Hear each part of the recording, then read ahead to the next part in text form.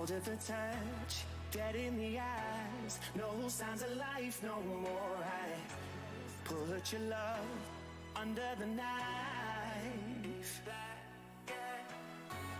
leave me to die here all alone. No signs of life no more, no. A crying dove may never fly.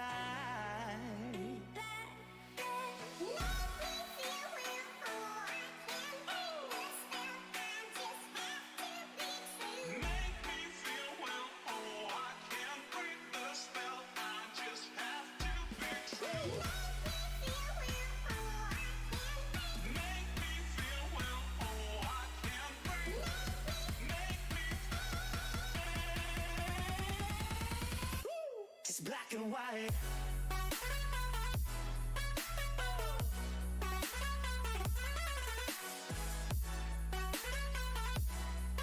Yeah. Black and white. Oh. Oh. Oh. Oh. It's black and white.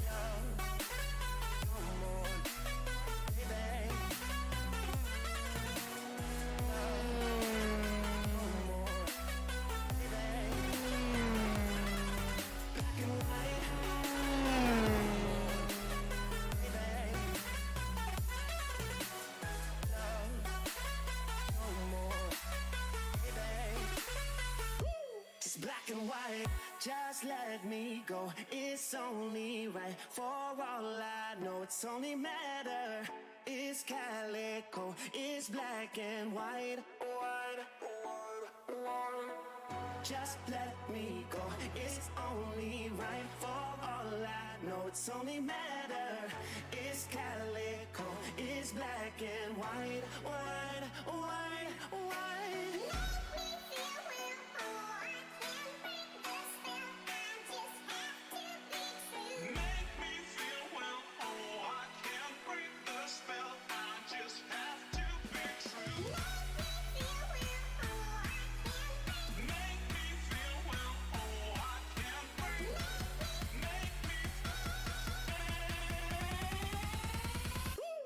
Black and white.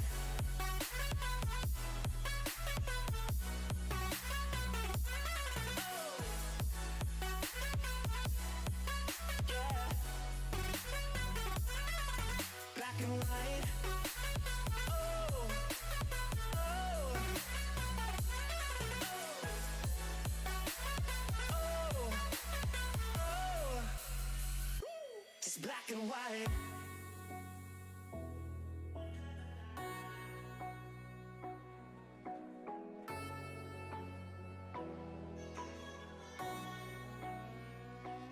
Black and white.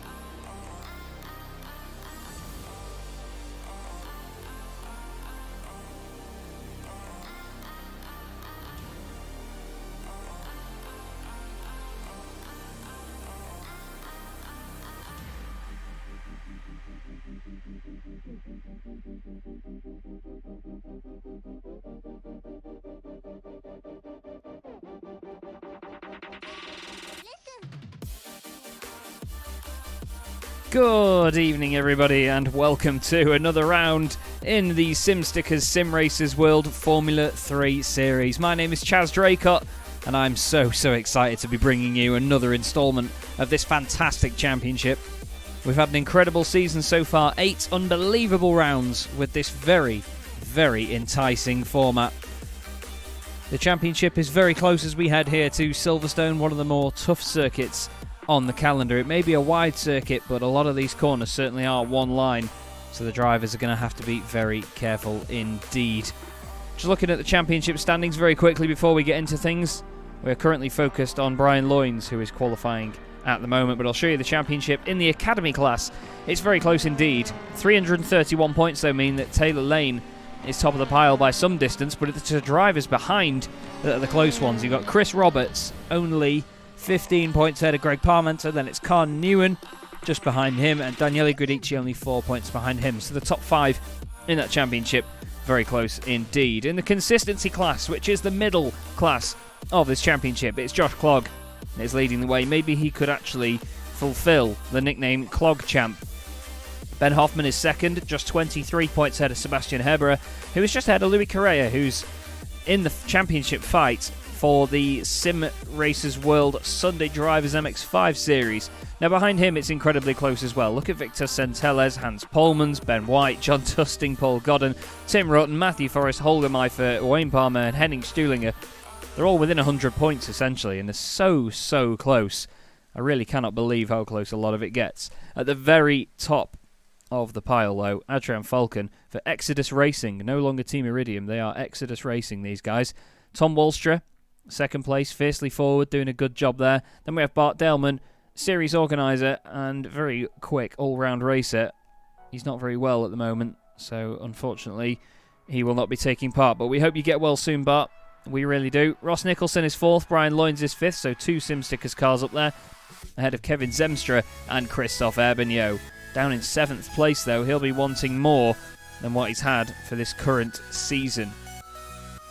So at the moment then, this is how it stands. Tanguy van der Weeg is currently the fastest qualifier, with a 10th and a half behind him. Scratch that, 62 thousandths back to this man, Adrian Falcon. I must reload the liveries. Apologies. So Exodus Racing is their team, and there you can see the livery. Nice, striking livery indeed. Matthew Crisp for Fiercely Forward Independent is the next driver back in 3rd place. He actually has identical times to Tom Wallstra, another driver in a Fiercely Forward car, and here is Tom.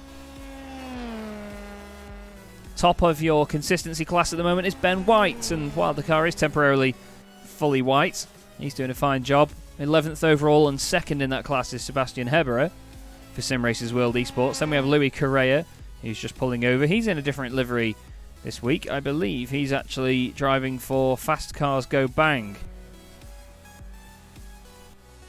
So I will change that when I get a chance. Taylor Lane is the fastest Academy class driver at the moment, ahead of Greg Parmenter in the SimStickers Academy car. Then it's Michael Fisher for WS Racing Esports. Paul Godden is just about to complete a lap, so if he carries on, let's see how it looks from here then. This is the final couple of corners. Down the straight he goes. It's a very, very fast right-hander here at Silverstone to start the lap. And Paul has backed out, by the sound of it. Because I imagine he's probably not improving on his previous time. He's going to get ready to go again, I think. Here's Sebastian Heberer, who dives to the pits. Arthur Frye, he's been a real joy to watch, as Arthur, in recent times. He's one of those drivers that's just always doing something on track, you know? You will hear me just typing for a second. I'm just editing something at this end. So we'll stay on board with Arthur for just a moment. Or no, we won't, because qualifying is over. So, unless you know, the format for this then is going to be 2 heat races and then a consolation and then a feature. So the drivers that qualified 1st, 3rd, 5th, 7th, 9th overall will be in this heat. So it's Tanguy van der Weeg ahead of Matthew Crisp, Arthur Frye, James Forsyth making up your top 4. Then we have Ben White and Sebastian Heberer, Tim Rutten, Holger Meifert, Ben Hoffman, Ross Nicholson, Hans Polmans, Greg Parmenter making up your top 12. Then we have Michael Fisher and Alex Eitler, Daniele Giudici, Wayne Palmer in 16th, with Mathieu Soufi 17th and Matthijs Groen in 18th place. So I'm just waiting for Tanguy van der Weeg to make his way onto the grid. And I believe, just trying to find something here. Sorry, I'm just updating a couple of things in the background. I had a broadcast that finished about 15 minutes before this one. So that'll be the end of that music then. There it is. There's the file. So we should have... There is Tanguy van der Weeg. The liveries will now reload. So you'll see the cars one by one get refreshed into their own liveries. But the first race of the night then, it's always one of the more exciting ones. You never know what to expect here in the Simracersworld Formula 3 series. There's plenty of cars out on track ready to go.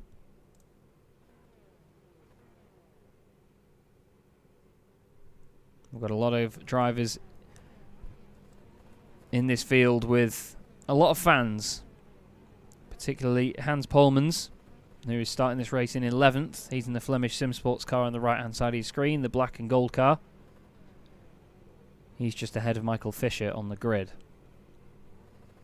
Still waiting for Wayne Palmer and Matthijs Groen from the back of the pack, but it looks like we're going to start without them. So the revs rise, and the first race tonight in the SimStickers Simracersworld Formula 3 Series from Silverstone is away. Looks like a good start from Arthur Frye. Matthew Crisp feels the need to go and defend. Tanguy van der Weeg will lead them through turn 1. It's Ben White and James Forsyth, the two teammates that are right together in the midfield.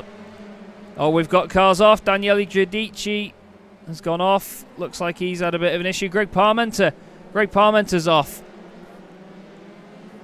One of the challengers for the Academy Class Championship lead. Oh, there's a car around in the middle, Ben Hoffman, and he's been collected.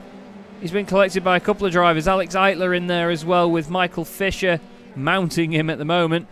Tanguy van der Weeg is barely leading the way. Daniele Giudici does a drifting display in the background. But look at this. So close here between Tanguy van der Weeg and Matthew Crisp. Tanguy's had no luck this season with having contact with different cars, and he's not been happy about it, let me tell you that for free. But one of the interesting views here will be Arthur Frye. You can see Matthew Crisp to the inside of the circuit. Side by side they go. Down towards Copse. Arthur holding back because he can sense an opportunity here, and Matthew Crisp goes to the front of the pack. Great job. But now as we go down towards Maggots and Beckett's very scary part of the circuit. Still Crisp, but he's very wide through the second part. Into another left-hander. Down to the right. Through they go. Right behind them, though, is James Forsyth in the Year 1 Racing Alpha Live car. He's not going anywhere in this situation. Holger Meifert is trying it around the outside of Ben White. That was gutsy stuff, but look at the front there. 3 wide. Down towards Stowe. Round the outside goes Tanguy van der Weeg. A little bit of a wobble mid-corner, I think. Oh, he barely gets left any room by Matthew Crisp. Again, Arthur Frye and James Forsyth are going to have the best seat in the house here. Here is James Forsyth. So you've got Arthur Frye in the bright blue car on the left. On the right is Matthew Crisp. Round to complete the first lap of 7. So we'll have 2 7-lap heat races. We've got Ross Nicholson coming in the pit lane, I'm afraid. I think we're then going to have a 10-lap consolation race with a pit stop. And then it may be, I believe, a 13-lap or 14-lap feature. Tim Rutten doing a good job at the moment. He's in 5th place. Oh, down the inside. Thank you very much, James. Wow, that was a bit late from Tim Rutten, I'd say, but brave stuff. He's now in the Simracersworld esports car. James Forsyth back down the inside, though. He says, not on your life. He says, I can't let you get away with that one. Tim following very closely. We've seen a great resurgence from Tim Rutten this season. He's done a great job. Much better than he was in Season 1, I'm sure he won't mind me saying. Ross Nicholson's had an issue. Let's see what's happened to Ross. I have tried to turn that whooshing noise down, I'm sorry. Ross has come out of the pits and gone nowhere. What's happening further back then? Ben White is in the middle of this pack. He's got Holger Meifert just in front of him. 2nd and 3rd in the consistency class at the moment. Just in case you haven't seen it before, they are the class colours at the very top of your screen. and the current class leaders. It's a little bit more spread out now at the front. But, to be honest, I say that. The closest cars on the track are actually the top 5. So this is on board with Ben White. You can just see the top 6 ahead of him. Holger Meifert will go on board with Holger because he's right on the back of Tim Rutten now.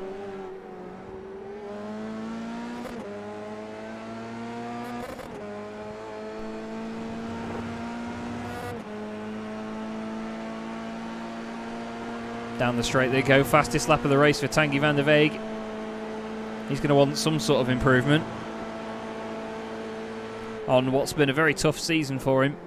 We saw that he got knocked out at Suzuka last time round after an incident with Adrian Falcon coming into 130R, and then in his great recovery in the Consolation Race, he unfortunately got involved in another incident and didn't make it to the end. So the top 8 drivers go through, the 8th of which at the moment is currently Hans Polmans. He's got 1.7 seconds over Mathieu Soufi, the Belgian driver. Mathieu in the 205 car, trying everything he can to catch up at the moment, but not quite able to do enough. Tim Rutten needs to keep an eye out now because Holger Meifert is closing in the slipstream. Is he going to jump out? No, he's not. Tim keeps some very, very strong commitment round turn 1 and stays ahead at the moment. Oh, he cuts quite a bit of maggots. Not sure if he's going to have got away with that, but look at the commitment there from Tim Rutten. He is flying around there as things stand.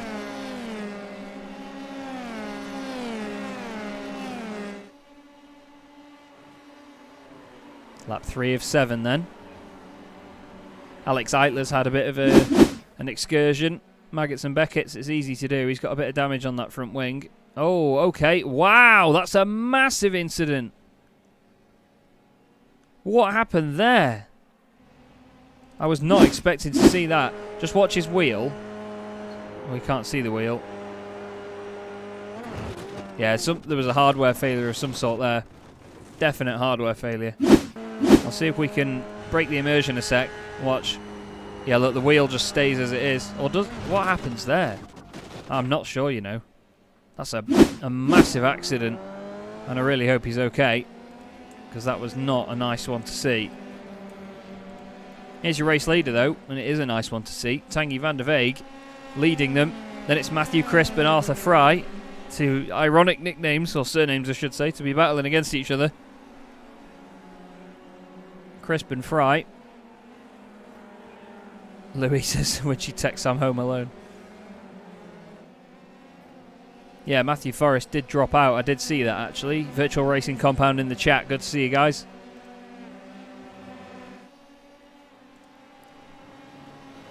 In the background as well, it's very close between Tim Rutten, Holger Meifert and Ben White. Holger down the inside of Tim through Copse, trying to avoid contact as best they can. Ben White, though, he's got the seat for, well, the seat that we all want here. Looks down the inside into Maggots, doesn't work there. Through to Beckett, through the right.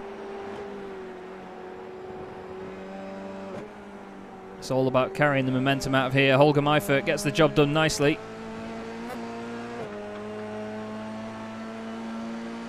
Now in the slipstream, down the straight he goes.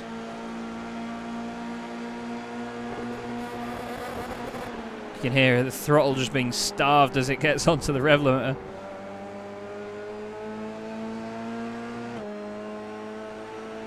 It's a good chase so far from Ben White.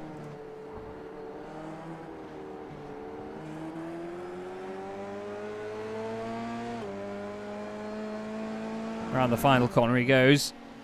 And we're on lap 5 now out of 7. And Hans Polmans is holding on to that 8th position.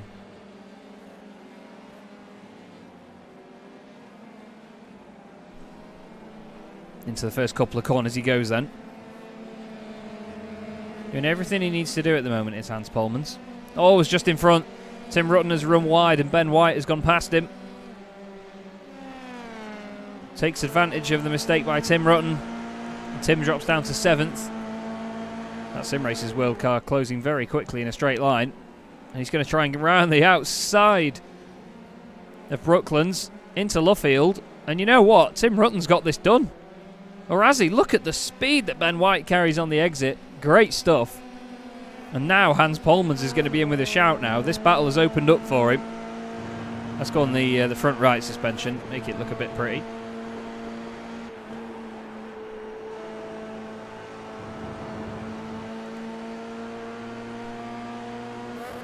We'll see the gap as we look back from Tim Rutten's car. Through Maggots and Beckett's, you can see the suspension working away. Silverstone is usually a very flat circuit. I say usually as if that changes. It's a very flat circuit. You can see the suspension still working away even around here.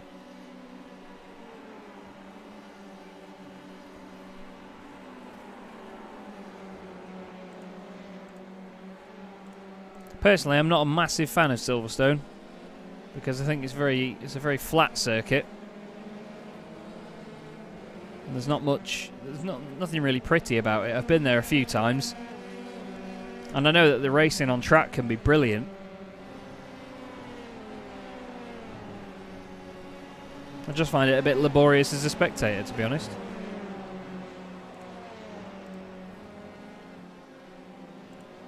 So, through the couple of corners once again at the very start of the lap. We're on lap 6 out of 7 now, and Tanguy van der Weeg for Flemish Sim Sports is leading the way. Crisp has got rid of Frye, and Forstijk is still sat in 4th place here. A bit of no man's land between them all, but he'll be happy to hold on to that. Holger Meifert has then got the other 3 behind him. So we've got 4 precision class cars and 4 consistency class cars all together. And it's 4 and 4 going into the feature race at the end of the night at the moment.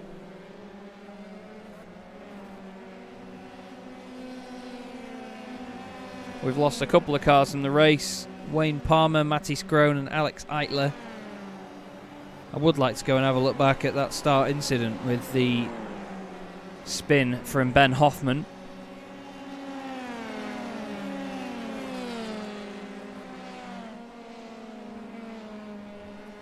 But we're going to just wait and see what happens. Tanguy van der Weeg is now only 0.7 of a second ahead of Matthew Crisp in the firstly forward car. There is the difference.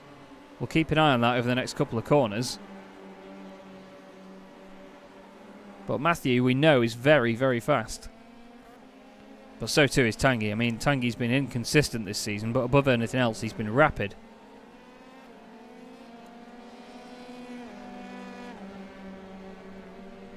But it's Adrian Falcon that leads the championship. White flag's in the air, so 1 lap to go for Matthew Crisp to try and get this done. And won't Fiercely Forward be proud of him if he does so. Carries a nice amount of pace through there. The gap is still 0.8 of a second though. So he's got to push really hard here to get past Tanguy, and I don't think he's got as much time. We're already proud of Crispy, says Louis. Louis Hanker racing in the British Boring Car Championship. And I think if he had to choose one word to describe his first race meeting, it would be... Although he got a 2nd place from the back of the grid, so he can be happy with that. But Matthew Crisp still trying to put the pressure on. They're part way around the final lap. Arthur Frye just behind them as well. And yes, that's exactly what I said, but we can't say that word here, can we? I'm joking. Tim Rutten's still in the middle of this fight.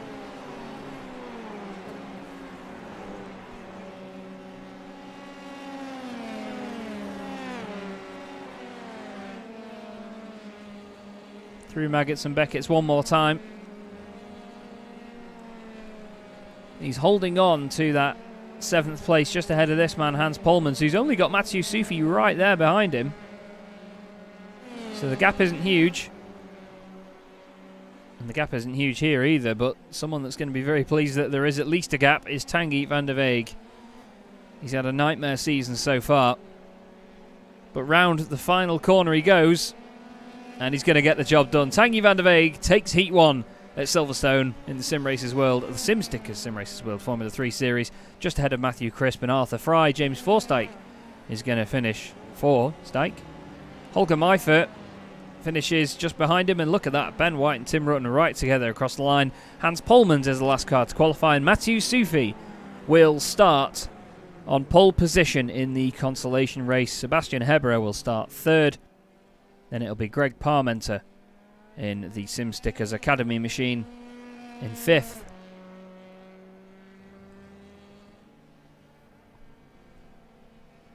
Across the line goes Greg. Next car will be Ben Hoffman.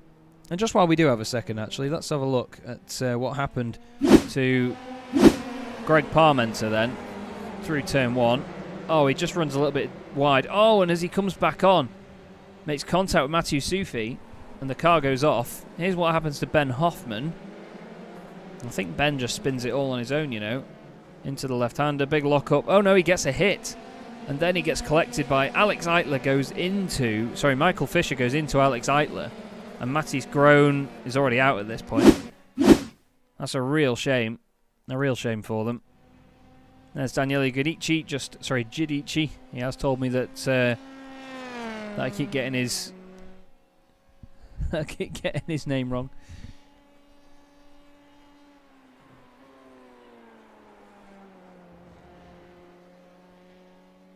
Around the final few corners goes Ross Nicholson. He will be the last car to cross the line and complete this race.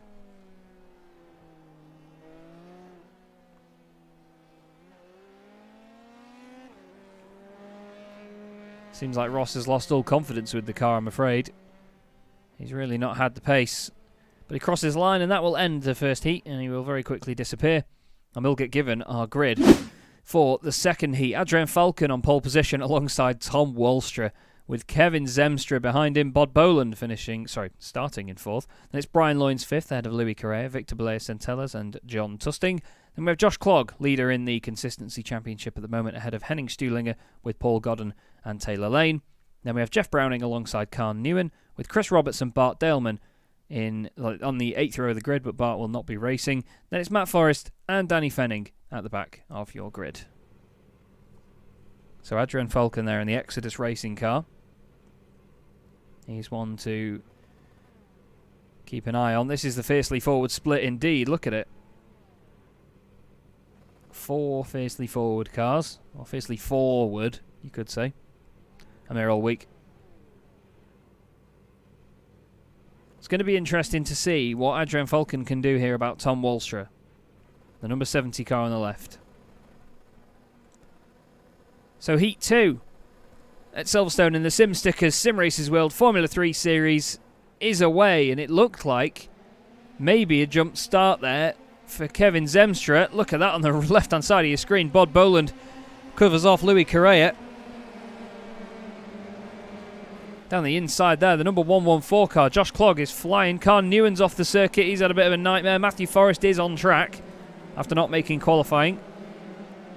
There's John Tusting in what looks like a very different Quantum Racing livery to what we're used to. Not quite sure what's happened there, John. Oh, was around in front. That's Victor Belea-Centellas.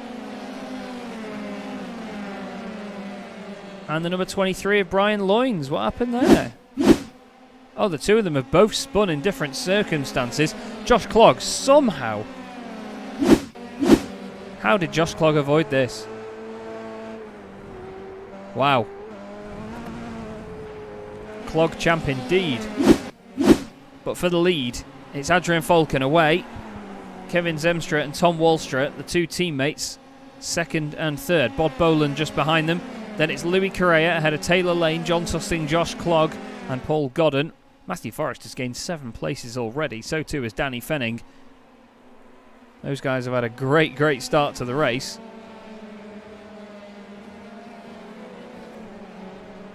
We've got Henning Stuhlinger off the circuit. What has happened to Henning? Oh, he's got a damaged rear wing already, so that's just broken away. And the car gets away from him. And unfortunately, he is off and out there. I think there may be a bit of a decal issue with that car. Some of the decal layers, I've been told, do make the cars white, completely white. I think the same has happened to John Tusting's car. Which is a shame, because that Quantum Racing car is usually very, very pretty. So here's Taylor Lane with Matthew Forrest just behind him.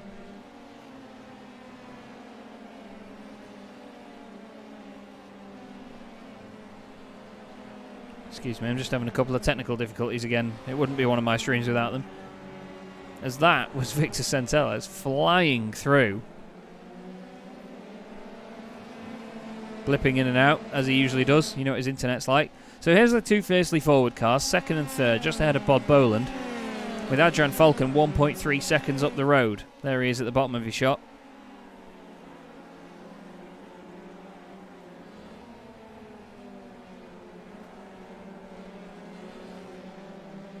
The fiercely forward cars do look good, don't they?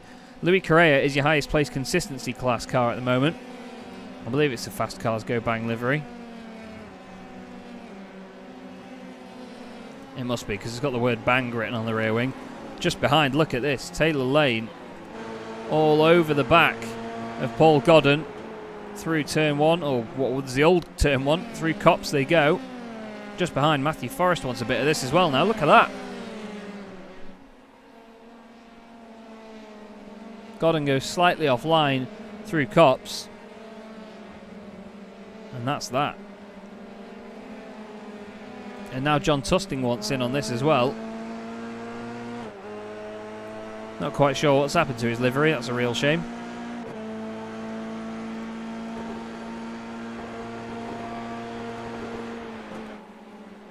I think that sounded like the car's bottoming out there, down the hanger straight.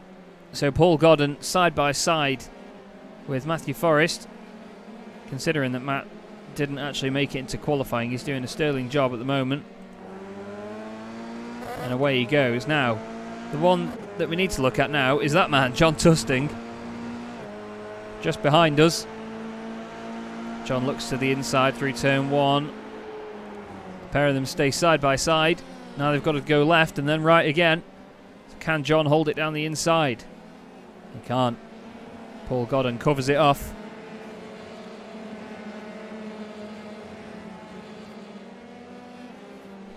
There's a car going slowly there. Just trying to see. It's Jeff Browning for Team Blitz Racing. It's a very good looking car. And he was just hanging back a little bit there, just to make sure he didn't get in the way. Paul Godden has got a bit of a wobble on through Brooklands. John Tusting wants to go with him, but look at Victor Centellas just behind them. Victor Belair Centellas take a bow. He's flying at the moment. I say that as his internet blips in and out a little bit. His internet isn't flying, is it? Side by side then, round Copse. John Tusting around the outside. And unfortunately, Paul Godden is dropping back a little bit. Victor Centellas very close to the back of Paul. Matt Forrest is now the car on the brink of getting through. But we're only on lap 3 out of 7 here.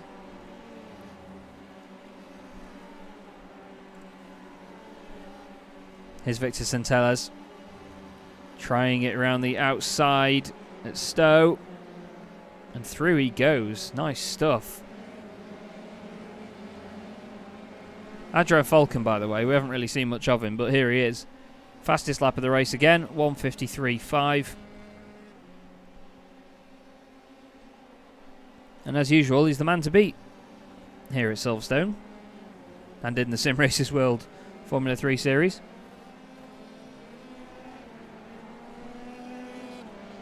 Tom Walstra second, Kevin Zemstra third. The two Dutch drivers for Fiercely Forward. Then it's Bod Boland in fourth place, and Louis Correa, he's doing a great job in fifth at the moment.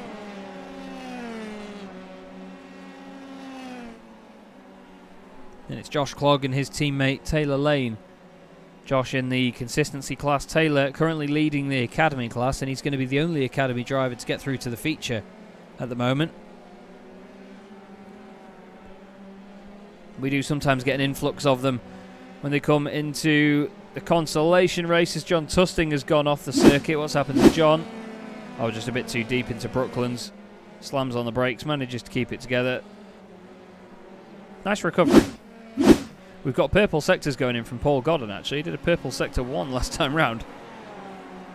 So what a guy.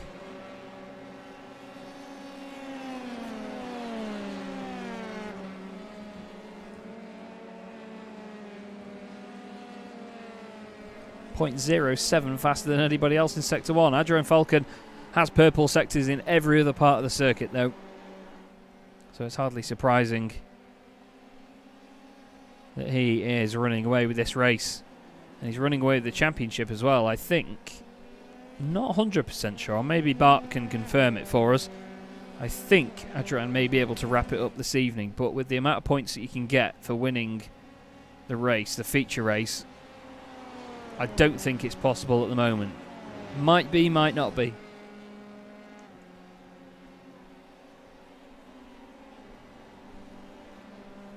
Car just looks so planted, doesn't it, everywhere he goes. Here's Brian Loynes on a bit of a recovery up through the field. He's got his stablemate Paul Godden just ahead of him.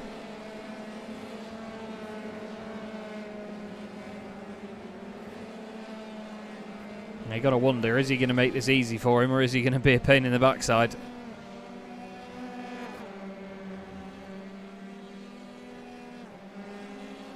Very similar liveries on these cars, I should say. They look very good.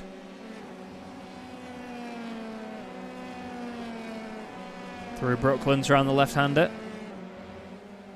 Then into the right-hander that is Luffield.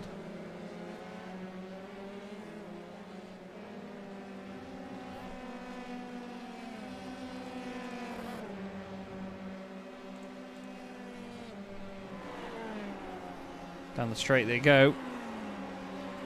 Look at this, nice and close there from Brian Loynes to the back of Paul Godden.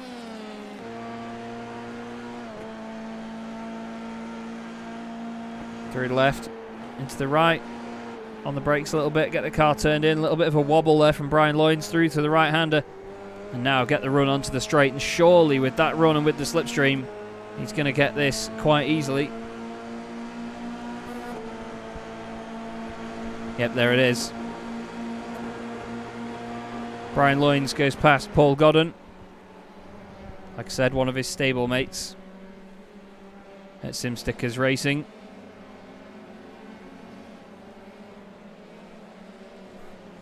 And he's on his way into the top 8 here, is Brian Loynes, but he has to catch up with Victor Bolet-Centelles and then Matthew Forrest. He's just slightly out of reach at the moment. Between them, there is 4.1 seconds. So to gain that amount of time in 2 laps while overtaking Victor Centelles as well, not sure whether he'll be able to do that or not. We'll have to wait and see. There's only one way to find out, I suppose.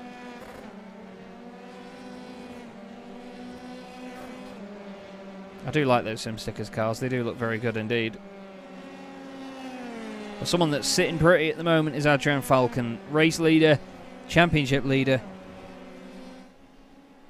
And he's going to be going up against Tanguy van der Weeg in that final, surely. He had a bit of a wobble at Alton Park when he had a moment. But he's doing a wonderful job. Wonderful job this season. We've had a purple sector 3 from Tom Walstra on that previous lap.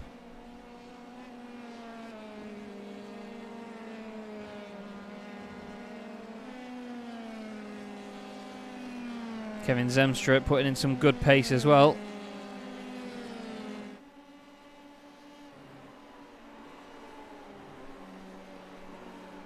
Bod Boland's been quite impressive. He's not really dropped these guys by too much. He's only got 1.9 seconds ahead to Kevin Zemstra. He's only 6 seconds off the race lead.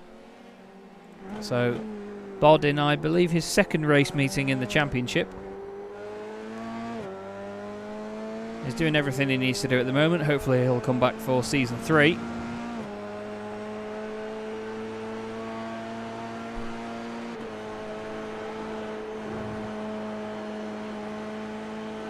Great section of circuit, those first 2 corners. It's very difficult to get right. I'm not a huge fan of this part of the circuit, but everybody seems to love it. It's It's just too jagged for me. A bit too mixed up.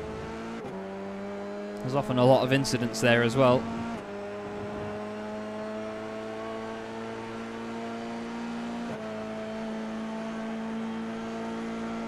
Onto the brakes then into Brooklands. This used to be the penultimate corner of the circuit. Louis Correa is still hanging on in 5th place as well. Good on him.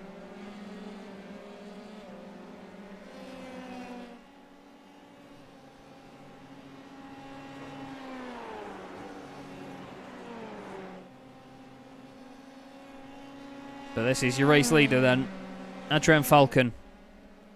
Untouchable so far in this first, the first part of the evening anyway, the second heat. And long live this format. I'm not sure if you guys in the chat agree, but hopefully you do. I mean, Bart, this format's been amazing. It's been a lot of fun to commentate on. And we still have another race meeting after this one as well. So plenty of time for us to enjoy the format for how good it really is.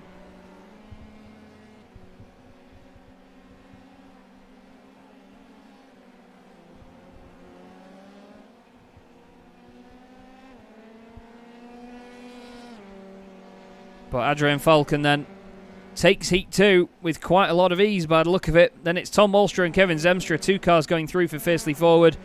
Bod Boland finishes 4th ahead of Louis Correa, 5th place, great drive. Josh Clogg goes through, started 9th, finished 6th. And Taylor Lane makes it through as well. And Matthew Forrest take a bow, son. Matthew Forrest gets through. Victor Centellas will start 2nd on the grid in the upcoming Consolation Race. Just ahead of Brian Loynes, who will start 4th. Paul Godden 6th, with John Tusting, who will start in 8th place. Ahead of Danny Fenning, who will finish this race 13th overall.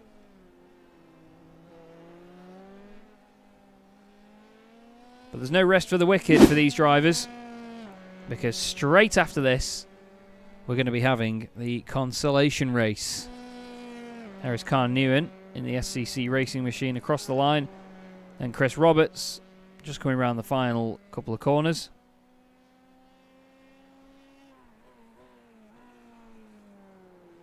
And yes, there is a mention in the YouTube chat of the British Boring Car Championship.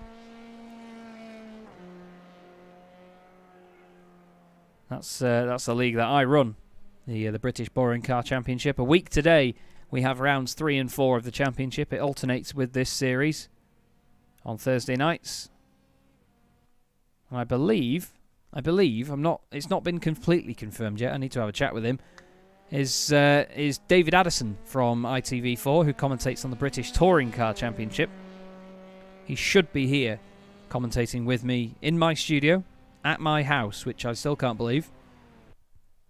Anyway, the Consolation Race is now taking to the grid. So Mathieu Soufi starts on pole alongside Victor Centellas, with Sebastian Heberer and Brian Loynes in 4th place. We then have Greg Parmenter and Paul Godden, with Ben Hoffman and John Tusting on row 4. Then it's Daniele Giudici and Danny Fenning rounding out your top 10, ahead of Ross Nicholson and Khan Newen.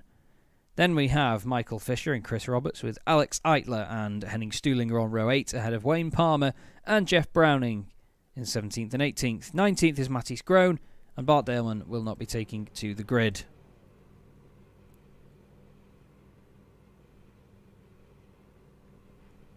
Right then. Let's have a look how we get on here. Thank you very much for the comments, by the way, Tim. Much appreciated. And yes, the grid was full in 5 minutes for British Boring Car Championship. It was a lot higher in demand than I expected. Anyway, enough about that, because the Consolation Race here at Silverstone. Don't forget there's a pit stop in this race. The race is underway. And it's a nice clean start from the front too. A bit of a slow one for Sebastian Heberer. In the middle as well, John Tusting's had a bit of a nightmare. Nice clean start there, but let's have a look at all this shenanigans further back. I think there was contact in front there. Henning Stuhlinger, maybe even Michael Fisher. They were very close to making contact, if anything else. Let's see if anybody else behaves. Everyone keeping it nice and tidy. Fisher right on the inside. Oh, one of the Sim Stickers cars is off. It's Paul Godden. Paul is around. Mattis Groen and Alex Eitler haven't taken to the start either. Paul Godden is around. But Victor Centelles leads the way then. Then it's Brian Loynes, Matthew Sufi, Sebastian Herberet. Oh, and behind them, Greg Parmenter. Sorry, Danny Fenning. Danny Fenning has gone around. I think he did that all on his own. And it's close in the middle of the pack. Look at this. This is Ben Hoffman. This requires chopper cam. Great view here from the chopper. Ben Hoffman in the black side-podded car with the white fuselage in the middle. Oh, that was a scary moment there from Michael Fisher just in front of him through Maggots and Beckett's. They all managed to sort it out. Henning Stuhlinger is teammates with Michael Fisher, but for some reason his car is still showing white. I think maybe the decal layer has gone slightly wrong on that.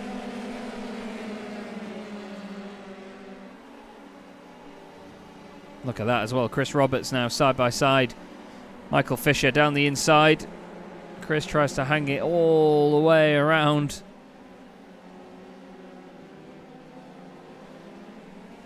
Oh, it's closing up.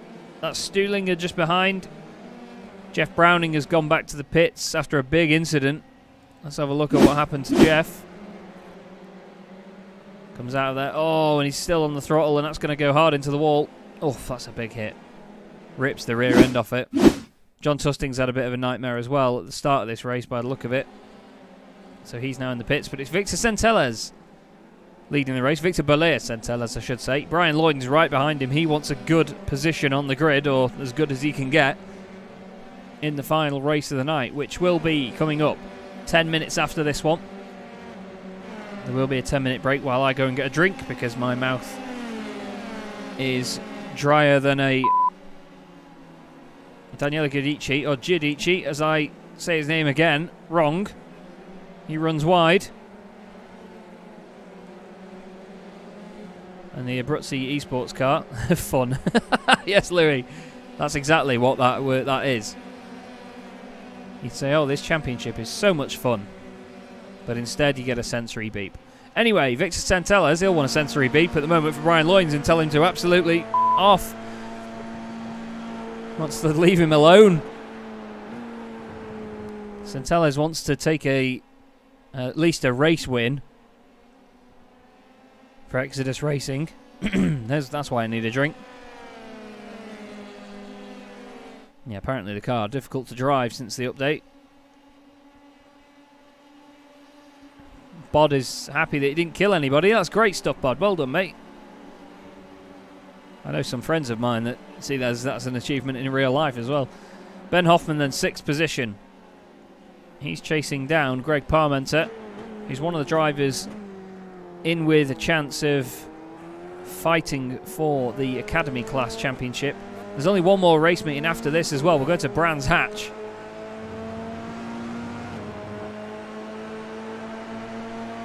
Side by side down towards turn 1. Ben Hoffman down the inside. Nice stuff.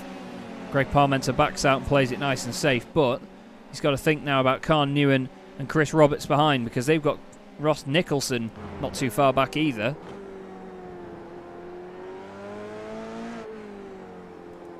And not too far back from them, Michael Fisher is side by side, or he was side by side with Henning Stuhlinger. Look at this train of cars.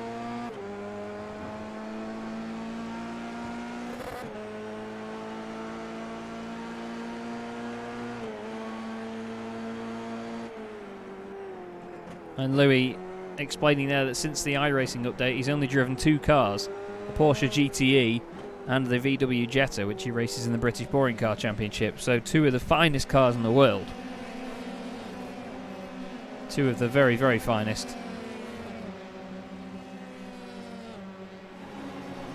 So they're all bunched up once again as they go down the straight. Carn Newen, by the way, 6th place. 6th place is gained at the moment. He's on a really good run. He's got Greg Parmenter and every man and his dog chasing him down as they go into Maggots and Beckett's. Great shot there as the cars weave one way, then the other. Takes plenty of curb on the exit. Look at Ross Nicholson here, looking feisty. Oh, as Carn Newen's made a mistake, there's the Chaz curse. We look at a driver, I say he's doing well, and then off he goes, and he's down to 9th. And he's out of the qualifying spots. That's a real shame for Con Newman. What happened to cause that? Did he just have a bit of a wobble on the exit? Let's have a look.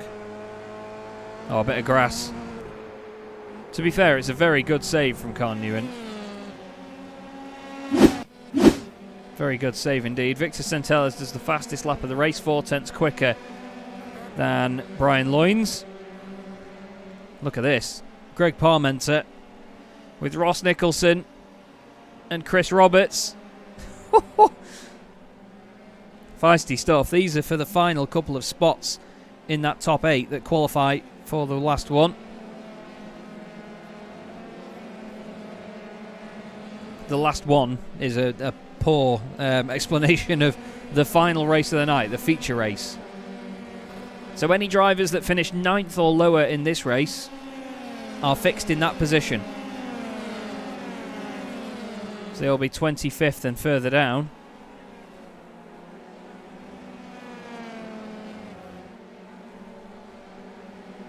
We have to have a pit stop in this race as well. The word is mandatory or forced, depending on what you want to believe.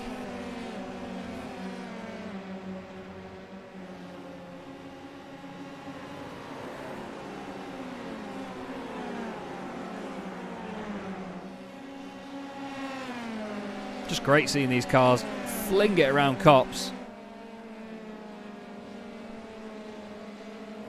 Yeah, I'm not going to talk about the pit stops. Anyway, Chris Roberts has got his rear view mirrors full of Ross Nicholson, and you could see that little trophy on the front of Ross Nicholson's car there that said S1, Season 1, he finished 3rd. I think it's a bronze trophy. Hopefully he gets right up behind another car so we can have a look at it again. Carl Newman and Daniele Giudici side by side just behind this as well. Carl Newman holds the pace around the outside though. Nice stuff. Daniele Giudici decides he doesn't want to drive at Silverstone anymore. Drives off the circuit. Ah, it's the Team Championship trophy.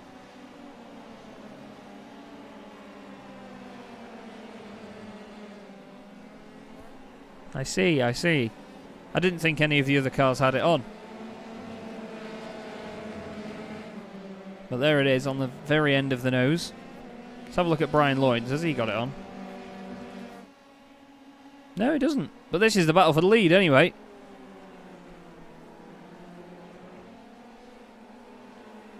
Round the outside goes Brian Loynes. Tries to hold it on Victor Belay Centelles, and he's got it as well. He's got a really good run out of there.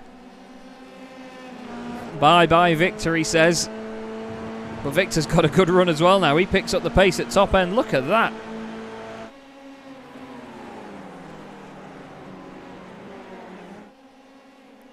Ah, there we go then. I'll shut up, shall I, Bart? I don't know anything about this championship, do I? Look at this. Sebastian Hebra wants in on this as well now.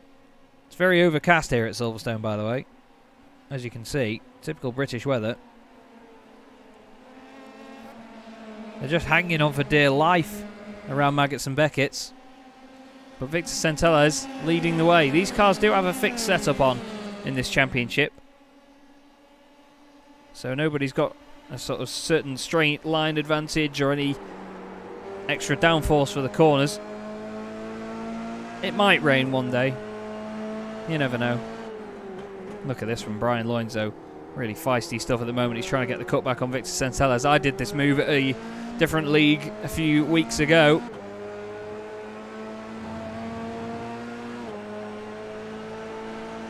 Lap 6 out of 10. No cars have pitted yet, sure, on the left-hand side. I know John Tusting has had a pit stop, but I think that was for damage at the start of the race.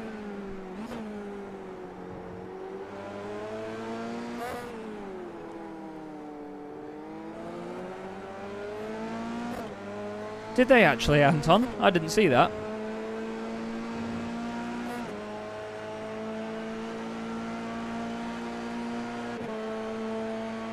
Interesting. Very interesting.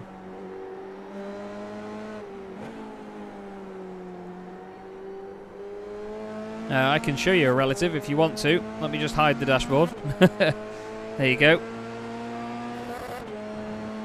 Yes, we do have detailed grass coming to iRacing.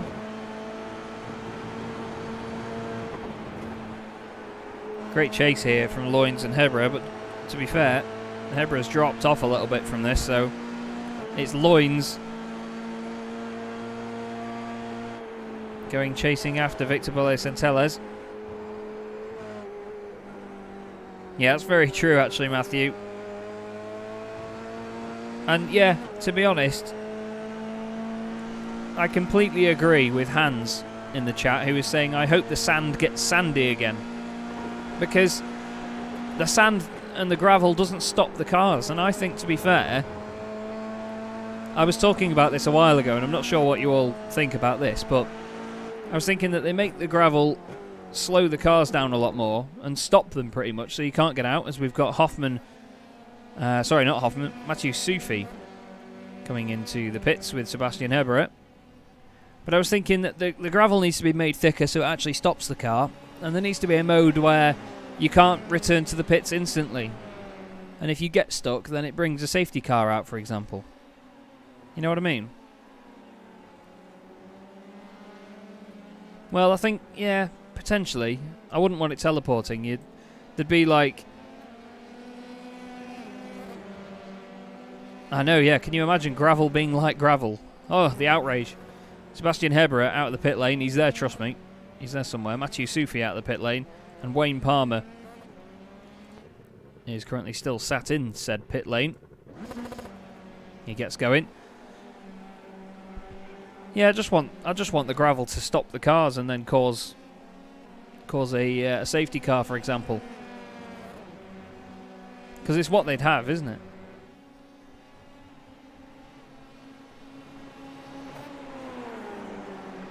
Because you can put it in a gravel trap and not get away with it, and I think that it's too forgiving.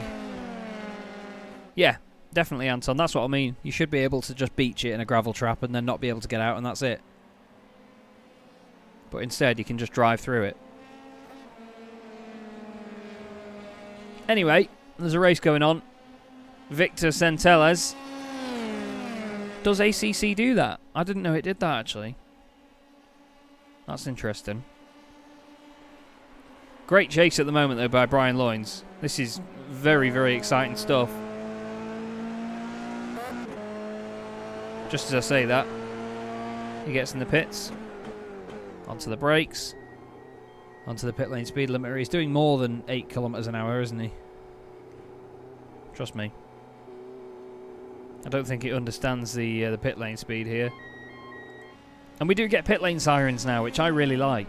That's just one of the nerdy things that I love.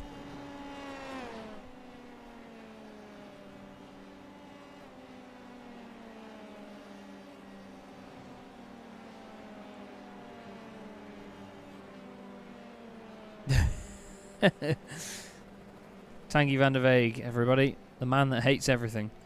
Brian Loynes leaves the pit lane ahead of these guys then.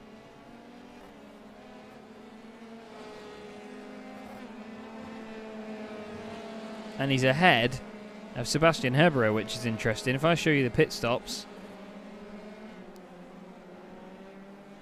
The kookaburras, the ambient sounds. You are absolutely joking. Please tell me you're joking. Mark Fletcher in the chat. Good to see you, mate.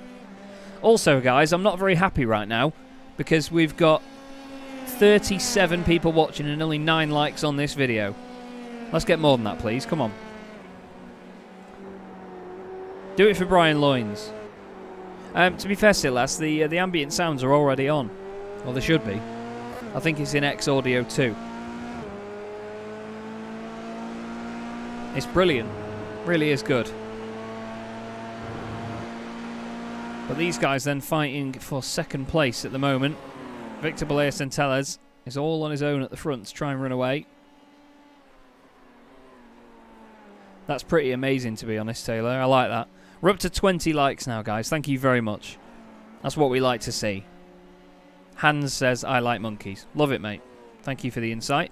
Ross Nicholson then into the pit lane. So is your race leader. There's a nice close-up for you of Victor Bollé-Centelles. Oran Park and Phillip Island has something else in common. Me and the wall, says Louis Hanker. Love it.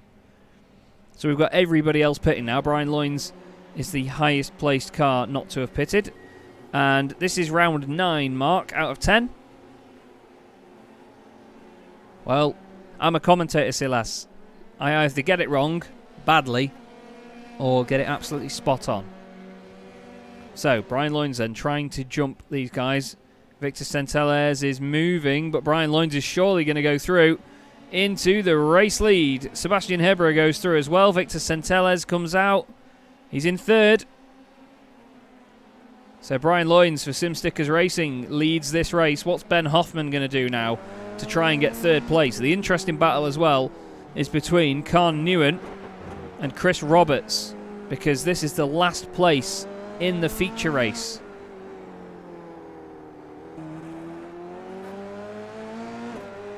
Now try and pronounce Silas' last name. I imagine it's Craig Vrolike. Is that right? Craig Vrolike? As down the inside goes Khan Newen, putting himself into the feature race. Oh, right, I actually did. I thought you were saying, oh my god, then, because I absolutely butchered it, to be fair. Right then. Chris Roberts and Khan Newen. This is the important one, because these guys, they want to desperately get in that feature race. Taylor Lane is the only academy driver at the moment who is leading the championship, by the way, that is into that feature race. Now drop the accent, Charles. Thank you, Anton. Whoa, look at that from Chris Roberts. Very, very quick through Maggots and Beckett's. Nearly into the back of Khan Newen. There would have been fireworks if that would have gone downhill. Victor Centelles is having to defend from Ben Hoffman, who's going to try and hang it all the way around the outside. Doesn't quite have the pace in him to do that by the look of it. There's better than just Pro and Am, to be fair, Mark. We have 3 classes. We have Consistency, Precision and Academy. Obviously not in that order.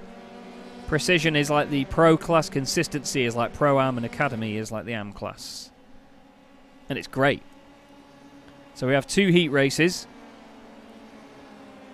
Heat 1 is 1st, 3rd, 5th, 7th, 9th, etc. on the grid in qualifying.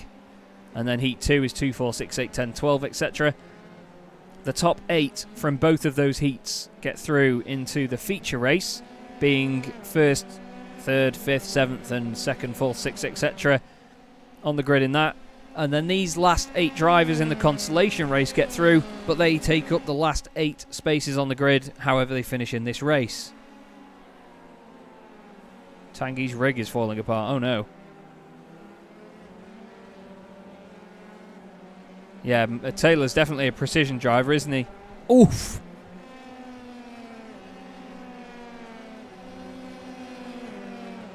There you go, Altitude Esports confirmed for Season 3. Love it, Mark. Good to see you, mate. Hope you're well. Missed you at Brands Hatch, mate. I know we're looking at the race leader, but look at these pair. Ben Hoffman and Victor Belea Centelles right together. Through Maggots and Beckett's they go. This has got to end in tears, surely. Ben was so close to the back of him. Manages to get away with it. Just ahead of this, though, Brian Loynes is coming into the final couple of corners.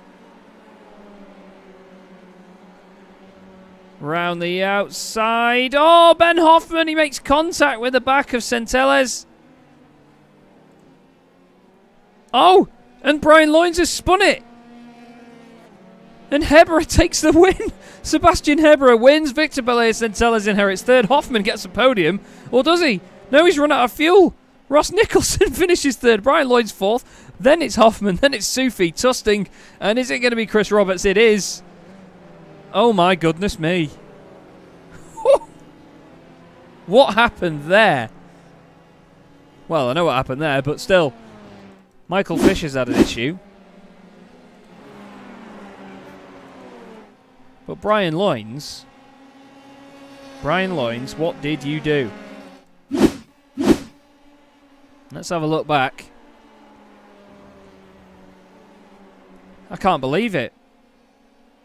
So, in the background, Ben Hoffman, to be fair, he comes back on, and there's just the tiniest of touches.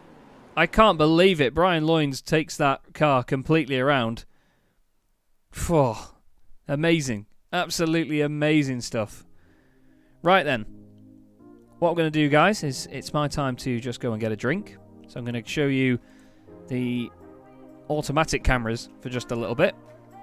So please do bear with me. I'll be back with you as soon as I can. Give it 5 minutes. I'll be back with you, and then we will have the feature race here at Silverstone in the penultimate round of the SimStickers Simracersworld Formula 3 Series. See you in a few.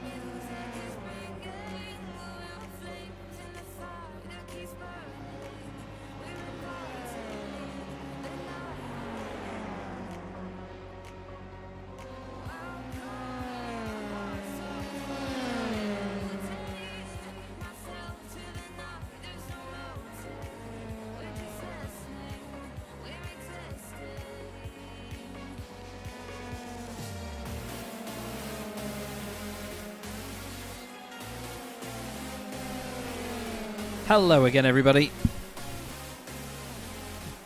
What a fantastic evening we're having so far here in the Simracersworld SimStickers Formula 3 series. It certainly has been a feisty night, hasn't it? Look at these pair at the top. Adrian Falcon only 0.06 of a second ahead of Arthur Frye in warm-up. This is a tune, by the way.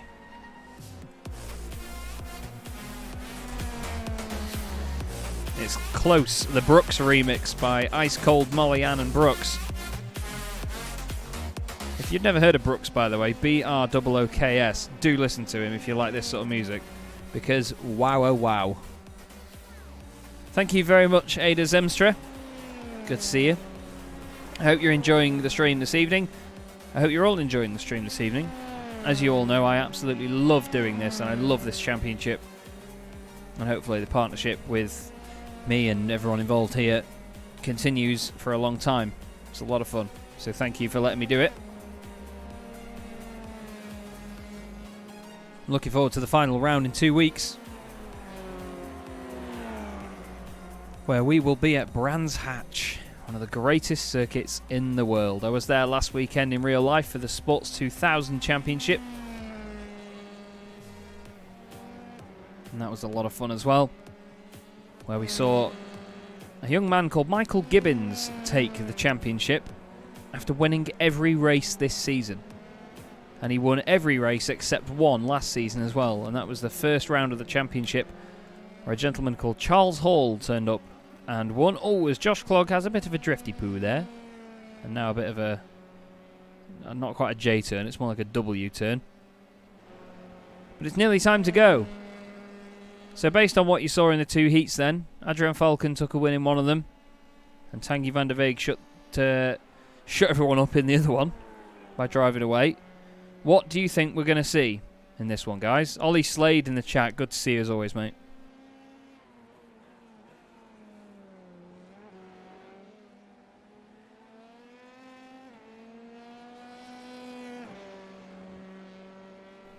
Sorry for the intermittent silences, by the way, as well. I've not actually had a drink of anything all day without realising it. I've just been very busy trying to sort out a lot of electrical issues with my PC all day, which still have not been fixed.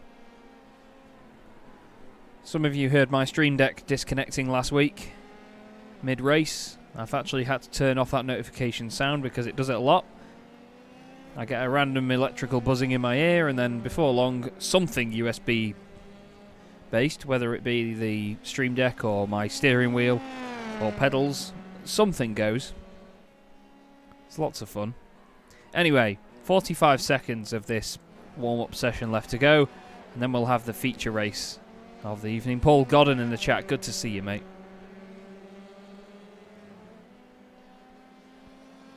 And yes, Mark, it was Gibbons. He won every race this year. Amazing stuff, absolutely amazing. And he's just bought a newer car as well, another MCR S2, which is going to be even quicker, he says.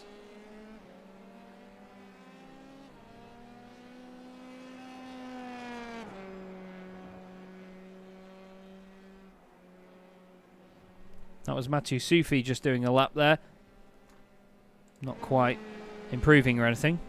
This is Matt Forrest for Virtual Racing Compound, who made it through despite not qualifying. He had a blue screen of death at the end of qualifying, and he managed to make it in. So Tanguy van der Weeg, pole position then from Adrian Falcon, Matthew Crisp and Tom Walstra, with Arthur Frye, Kevin Zemstra, James Forsyth and Bob Boland. What a strong top 8 that is. We then have Holger Meifert, the highest consistency class driver, ahead of Louis Correa, Ben White and Josh Clogg, with Tim Rutten and Taylor Lane on row 7. Hans Polmans and Matthew Forrest make up row 8, with Sebastian Herbert and Victor Blair Centellas behind them. Ross Nicholson and Brian Loynes round out your top 20 with two SimStickers Racing Precision class drivers, with Ben Hoffman, Matthew Soufi, John Tusting and Chris Roberts. And it's Michael in the chat. Good to see you, mate. How you doing? Thank you very much for sending the link out, Mark. But here we go then. Tanguy van der Weeg's had a nightmare of a season so far. Can he turn that around here at Silverstone as the feature race gets underway then? The lights are on And round 9 of the SimStickers Simracersworld Formula 3 Series gets away, and Tanguy van der Weeg's had a nightmare off the line. The car is not going anywhere, and it spins around. There's the commentator's curse for you. Adrian Falcon into turn 1, leading the way from Matthew Crisp, Tom Walstra, Arthur Frye and Kevin Zemstra. What an absolute nightmare for Tanguy van der Weeg. We'll have to find out what happened there. I'm sure he'll be in the YouTube chat in about 10 minutes moaning. Rightly so, I must say. Oh, there's a big lock up there. There's a car around. That is, I believe, Holger Meifert. Tim Rutten, I think, has gone around as well. He is. I think he got stuck into the back of him. Tanguy van der Weeg is going again. Oh, as Holger's just spun it again, trying to get going. What a nightmare for Tanguy van der Weeg. Look at these lot, not even joining the circuit. Arthur Frye down the inside of 2 of the fiercely forward cars. That's Kevin Zemstra and Tom Walstra. They're 3 wide as they go onto the old start-finish straight here. Ross Nicholson's had another issue. His nightmare season continues. Look at this. Number 70 of Tom Walstra. He may be signalling to Arthur Frye, wobbling around behind him, saying, this is what you're doing, weaving around all over the place. James Forsyth in on this as well. Look at this stuff. Great battle already here. 16 laps with a pit stop, a mandatory pit stop in this race. But let's have a look at that start from Tanguy van der Weeg.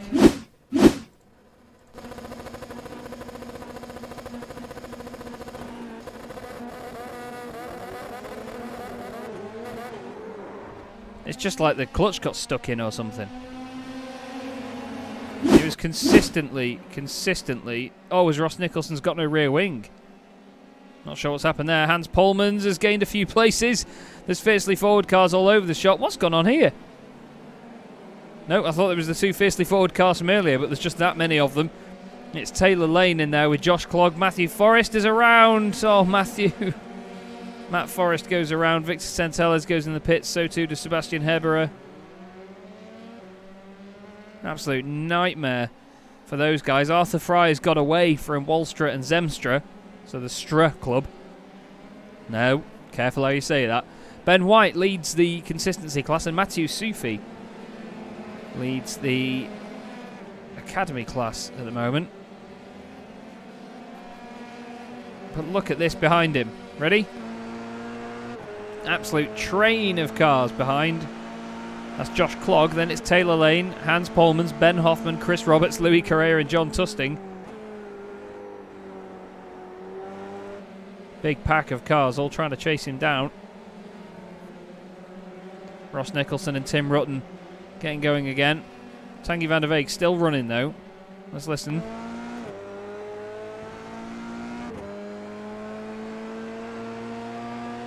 Seems fine now, doesn't it? That is a real shame for Tanguy van der Weeg.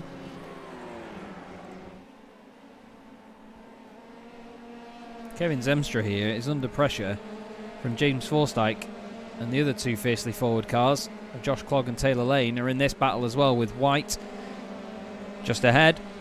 Hans Polman's just behind for Flemish Sim Sports. He's got Ben Hoffman tucked right under his rear wing. I'll say that. And through he goes. Ready to see him on your right? Or will you? Yeah, there is. Nope. He's not there. There's a tiny little bit of his front wing. He's there somewhere. Side by side into the last couple of corners. Onto the brakes. Gets it chucked in nicely. Good stuff from Hans Polmans. But it's fastest lap of the race for Matthew Crisp. Second place at the moment. You could see Zemstra and Forsyth dancing somewhat as they go down towards turn 1.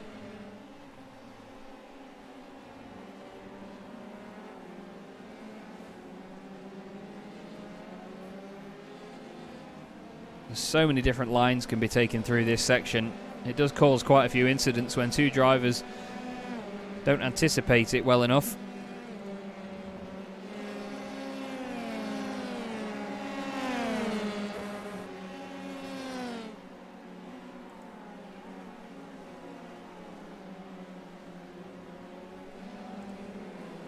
Tanguy van der Weeg is trying to get past John Tusting to go up into 14th place.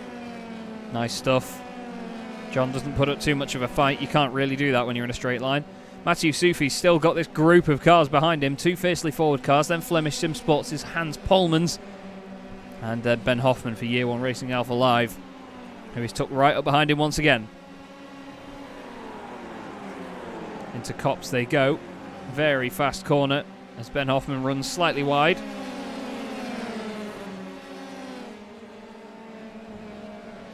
Have to keep an eye on Ben Hoffman. We switch him one way and then the other very quickly.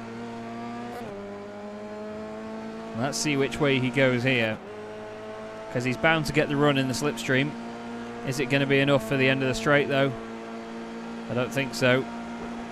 Or is it? Hoffman looks down the inside very late on the brakes. Managed to get it stopped though. Great from Ben Hoffman. Nice move.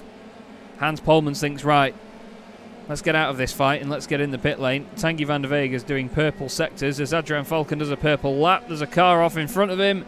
That's a freebie. Thank you very much, Chris Roberts, he says. Up into 12th place now as he goes past Polmans and Correa in the pit lane. Zemstra still has James Forsyth all over the back of him.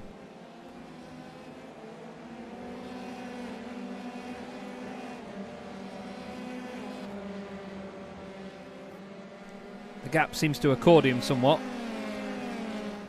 I think Louis was driving with damage. Let's have a look. Yeah, the front left of that car slightly damaged. Good to see you, by the way, Sander. Hope you're well, mate. Hope you've had a good week so far. But Adrian Falcon, your championship leader.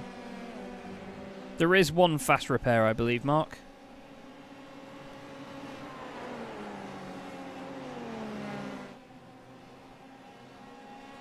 Adrian Falcon is leading the race then from Matthew Crisp, Arthur Frye, car 33, P3. Tom Walstra is the only car that's currently where he started in the race. We'll show you the losses and gains on the left-hand side. As you can see, Mathieu Soufi is on an absolute blinder, gaining 14 positions. Hoffman's gained 10 as Taylor Lane tries to hang on to him.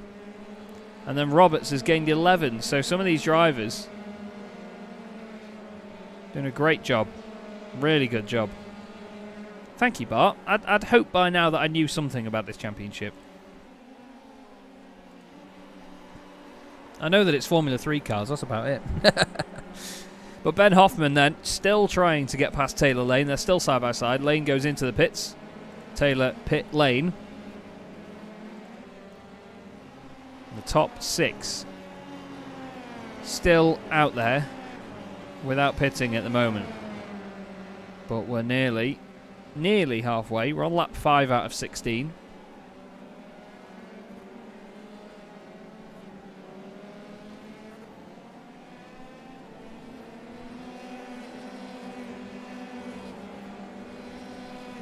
Again, great looking cars from Fiercely Forward. But I know that James Forsyth isn't bothered about that right now. He just wants to try and get past Kevin Zemstra for a top 5 finish.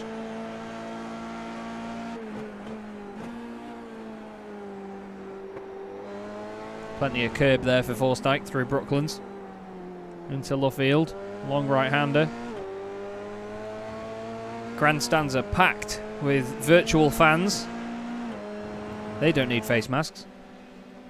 And thank you very much, Markel.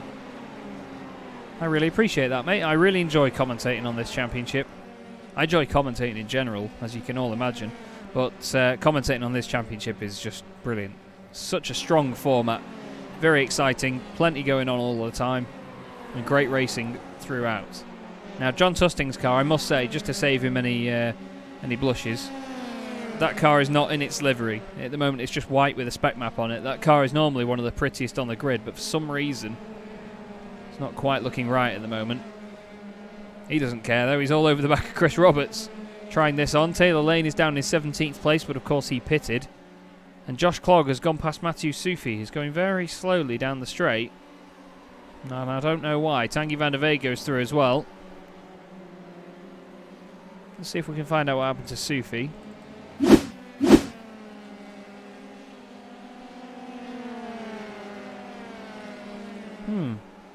Very strange. Must be a slowdown or something. Lap 6 out of 16 then. Kevin Zemstra, 5th place at the moment. James Forsyth just behind in 6th.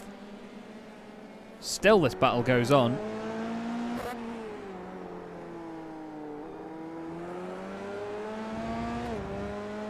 Just seems that different parts of the championship have different effects on these drivers, and different parts of the circuit also having different effects on Zemstra and Forsyth as well. These drivers are clearly quicker than each other in certain parts of it, and then not in others. And that's the thing with Silverstone, it's difficult to string a lap together here.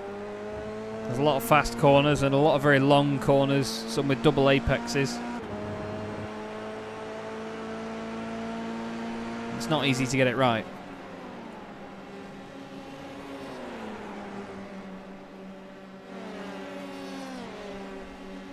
Forsyth runs wide. He's probably going to get a good run because of that, though. Looking back again from Kevin Zemstra, the Dutch driver.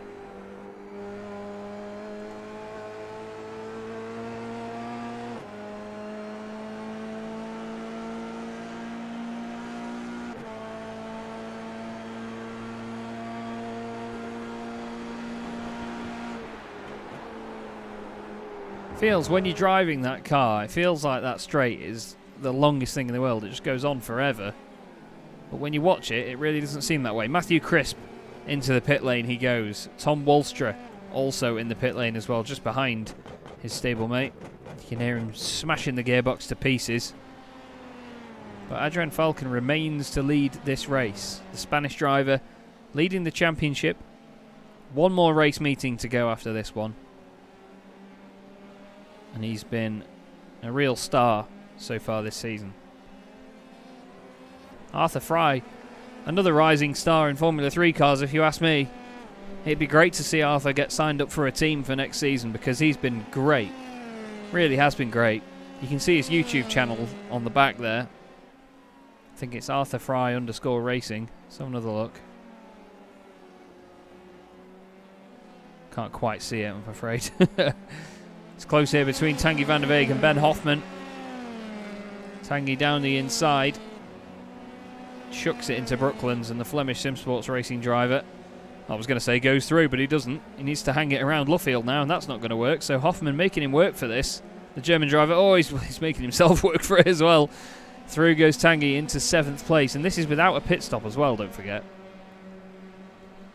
Highest placed driver that's pitted at the moment is Matthew Crisp.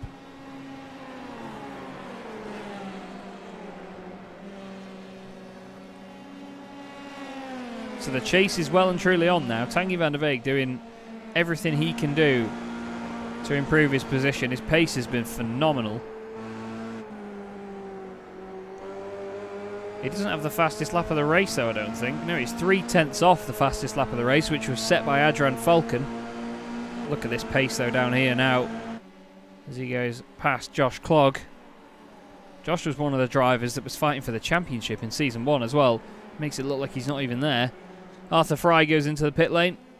Ben White also in the pits. Tanguy van der Weeg and Josh Clogg in there as well. Adrian Falcon has continued for another lap as we get to the halfway point. Kevin Zemstra has gone through as well, and so too has James Forsyth.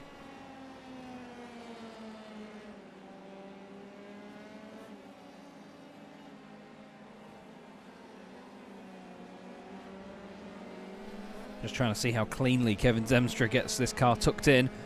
Ben Hoffman's gained 17 positions in this race. Chris Roberts has just gained his 18th place. But obviously he hasn't pitted. Arthur Frye has, and he comes out. Where is Matthew Crisp? There he is. So Arthur Frye jumps him in the pit lane. Very well done to Arthur.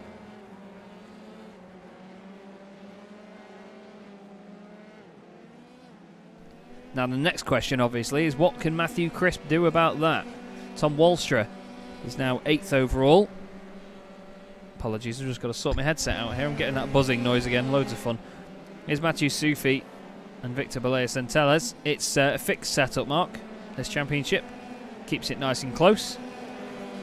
Taylor Lane, I should say, and Josh Clogg once again joined at the hip, with Hans Polmans just behind.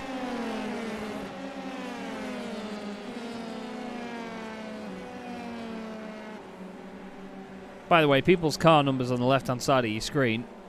Well, it starts with a 2 and is in the 200s if it's an Academy class car. It's in the 100s if it's a consistency class car.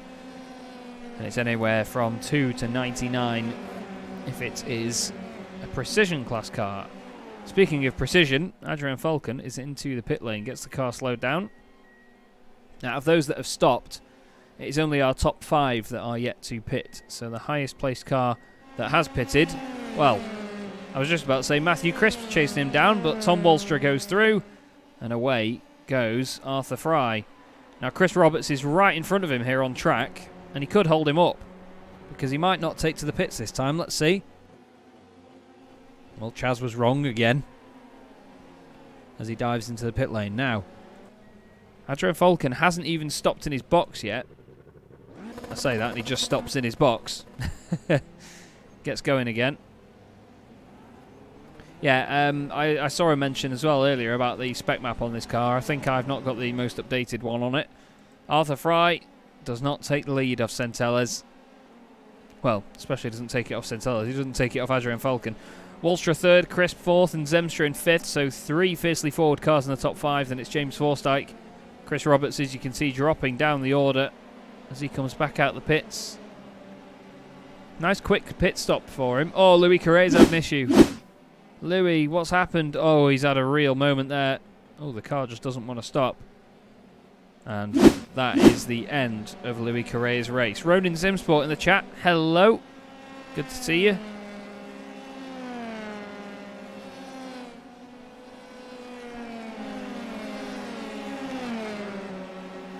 This is Victor Centelles trying to get past Matthew Sufi, who was trying to chase down Taylor Lane, fellow Academy class driver.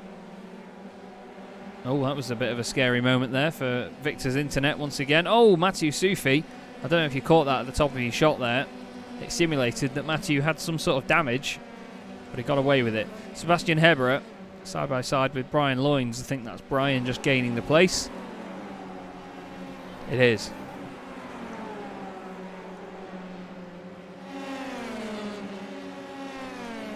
Round Cops again. We've got 7 laps to go after this one. So this race is far from over. Some of these drivers tend to unlock quite a bit of pace after their pit stops. Hans Polmans is now between Josh Clogg and Taylor Lane. So Josh needs to keep an eye on his mirrors because these two are in the same class. Taylor is in the Academy class.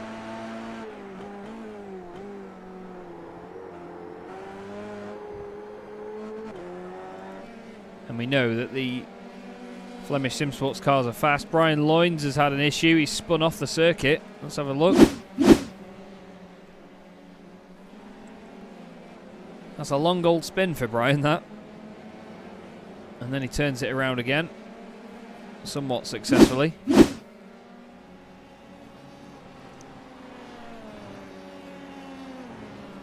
And he's just got past Matthew Forrest as well, actually. I was just trying to check my times then. Somebody got a fastest sector, but it was their personal best, not a outright fastest sector. I do like the brand new Exodus Racing livery. However, I don't think I've got the right spec map on it, I'm afraid. I think I've got these drivers' old spec maps. So I need to update it to the new one. I did do the paint pack last minute, I'm sorry.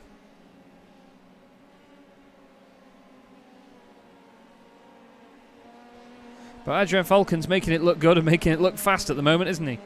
He's doing a great job. Arthur Frye, second place. I've really, really enjoyed watching Arthur this season. Privateer, in his own bright pink and blue livery. Without sounding crude, he's got his pink helmet out, and he's absolutely on it.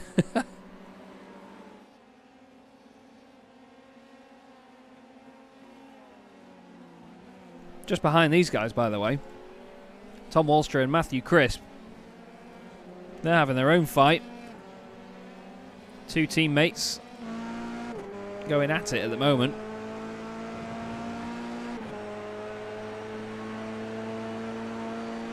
Yeah, I know what you mean, but I had the same issue with the boring cars as well.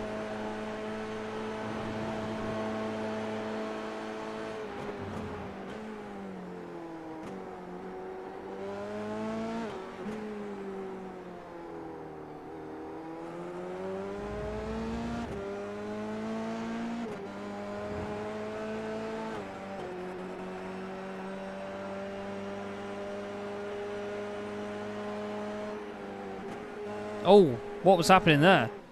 Now that, I was just going to say, I was trying to sort of assess whether Crisp was closing up. But it looks like Walstra let him through there.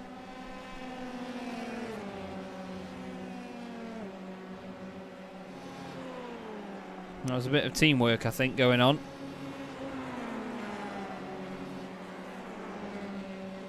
Which is nice to see, isn't it? And Louis is doing well in boring cars. He had a fantastic race too at Donington. Look at that. Oh, Tanguy van der Veeg, take a bow. Matthew Forrest had an issue. He's gone off the circuit at the final corner, and that's going to spin around, isn't it? Oh, just about. Gets it going again. Please don't over-rotate it, Matt. Crack on. There he goes. Tanguy van der Veeg. Look at this on Ben White. That's... whoa. There's no need for that.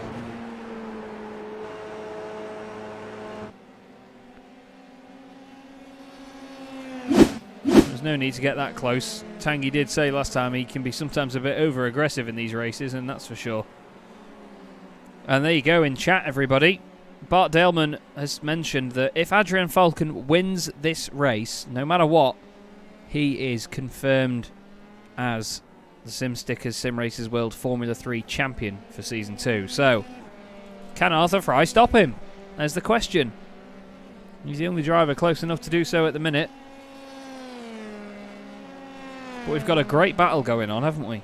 Really good battle going on. And to be honest, after the first couple of performances we saw of Adrian, we knew how quick he was. And I hope that we can get an interview with him before the season is finished. Oh, Ben Hoffman's had an issue. Ben Hoffman's had a crash. Or he's at least stopped the car. He's had a spin. Or you could just tell it was over-rotating. Round it goes. Nice little pirouette. Beautiful stuff, Ben. Fair play, Sunshine. Nice stuff. Great little pirouette, that. So Matthew Crisp and Tom Walstra, they're now the only two cars that are where they started in this race. In third and fourth. Biggest mover in the field, John Tusting has gained 9 positions in this race. Ben Hoffman has gained 8, so he was clearly the biggest mover before that spin. Arthur Frye, car 33, has gained 3 places. Let's have a look who's the closest on track. At the moment, it's these pair. Oh, Tanguy van der Veeg! Tanguy's off! Can he get it going? Yeah, he can. Not sure what caused it. Let's have a look. Maybe overzealous. Oh, a little bit of grass. I could hear the sort of sliding tyres on the circuit. Gets it going again. See, the gravel behaving like not gravel there. But now he's got to do a lot of that work all over again. He's down in 16th position. Started on pole in this feature race as well.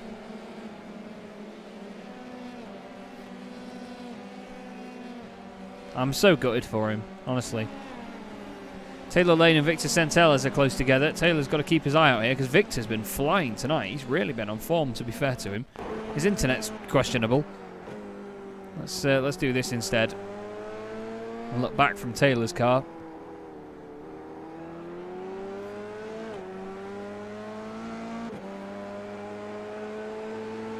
Yeah, Academy is pretty much decided as this man, Taylor Lane, being the champion. For Fiercely Forward. Consistency class is very, very spicy though. I'm pretty sure that'll go down to the last round.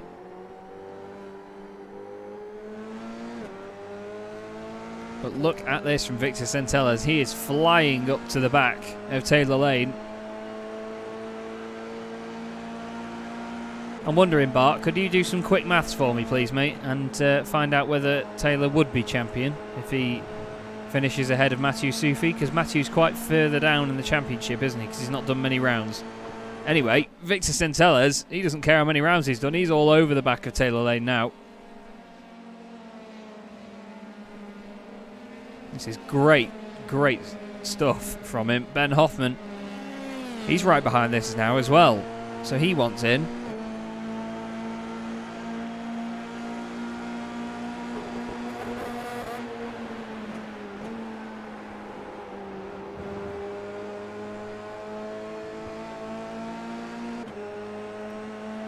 Yeah, Ollie is worrying about Victor's ping, so am I.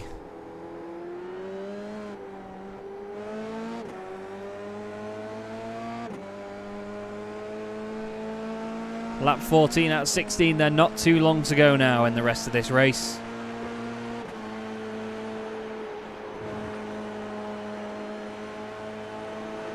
And I think we've had an absolute cracker here at Silverstone once again. It's not my favourite circuit in the world, but it always provides good racing. Victor Centella's down the inside. Taylor needs to be careful here, because he could wrap up the championship, I'm pretty sure, if he finishes here. Goes defensive. Victor all over the place trying to look for a way through. Arthur Frye, he may be quick, but he's got a lot of off tracks apparently. Ollie can feel the netcode brewing. Now if you were Taylor, you'd probably let him through at this point, wouldn't you?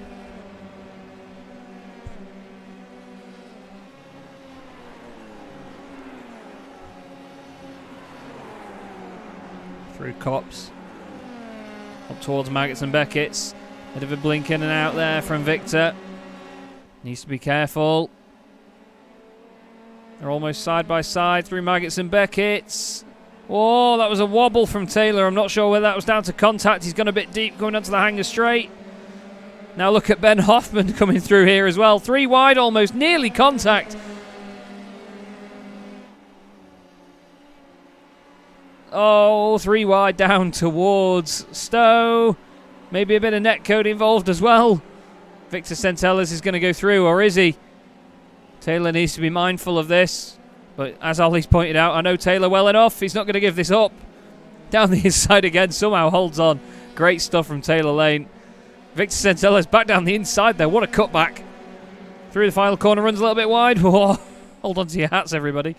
John Tusting, he's got the best view in the house right now. He's right behind these guys. There's no knockout stage or anything now. This is for pure championship points. Taylor needs to be careful. Changing lines quite a lot. Goes very deep into turn 2. Or 3, whichever one it is. Still trying it. Oh, he's into the back of Victor. Taylor, come on, mate. You can do better than that, son. And, well, Victor, unfortunately, the victim here. Taylor didn't need to put his nose in there. And that is unfortunately not the most ideal of rejoins by Victor Centelles. The wing wobbling around on the car. Let's have a look at it again. Round the outside. He's just late on the brakes and into the back of him.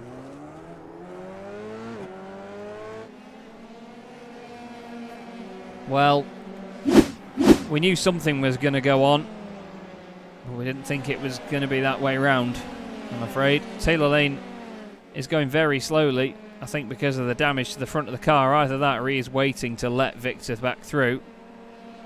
Henning, you say that he blocked Taylor, but he decided on his line quite early, and Taylor sort of...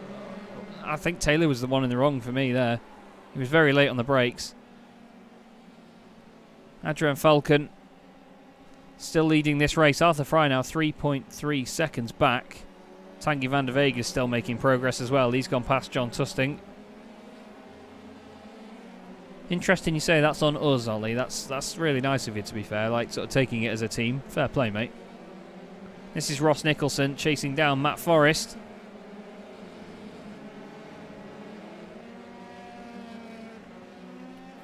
These guys fighting for 17th and 18th. Brian Loynes is in the pit lane, interestingly enough. Maybe he wants a hot dog or something, I don't know. Matt Forrest has got to carry on holding off Ross Nicholson here. And Ross, it's a real shame to see, to be honest, because, you know, he's been very quick in Season 1, but Season 2, it's not been his time. And this car is Seemingly because of the fact that the car's been updated a lot, and it just seems to have become a bit too much of a handle, too much to handle for him.